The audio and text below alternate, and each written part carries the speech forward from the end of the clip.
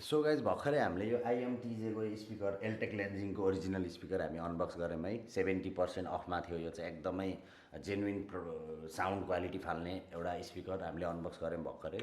2-3 दिन पहिला हामीले यो अनबक्स गरेको थियौँ। यो पनि तपाईँको भिन्टेज 2010तिरको डिभाइस है दुइटै।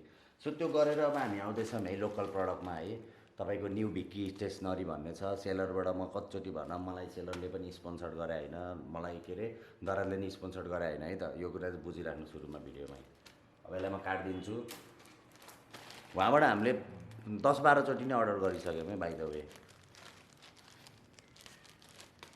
सेलरहरू चाहिँ जोबाट फ्रिक्वेन्टली अर्डर गरिन्छ उहाँको नै नाम याद हुन्छ, सेलरको नेम चाहिँ याद हुन्छ है मेरो यो अनबक्सिङ गर्ने सफरमा चाहिँ।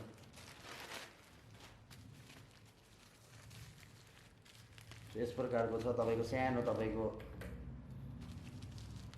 पेन्टिङ गर्ने बोर्ड हो यो है, एकदम एक्स्ट्रा केही पनि होइन।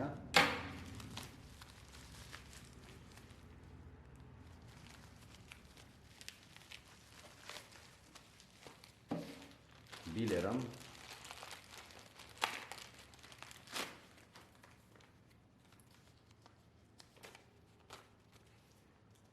क्यानभास 8 इन्चलाई 293 रुपिज अनि 4/6 को चाहिँ बोर्डलाई चाहिँ तपाईँको 185 रुपिज है त। यो आएको 4-5 दिन भइसक्यो तर अनबक्स गर्न मैले भ्याएको थिएन है।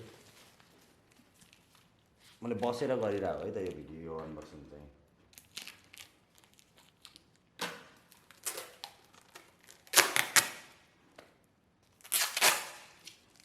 अब ए प्रो 8 लेखेको हामीले पहिला पनि 4 पार्टीवाला क्यानभा बोर्ड चाहिँ यो पछाडि फ्रेमसितको है त, फ्रेमसितको सर्कुलर हो।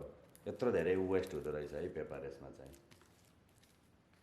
एउटा भयो, यसलाई परेको छ कति 293।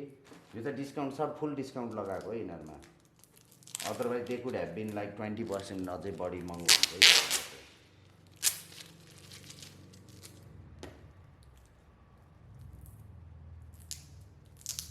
हो यही साइजको बोर्ड हो है तपाईँको 4/6 को, 4/6 इन्चको।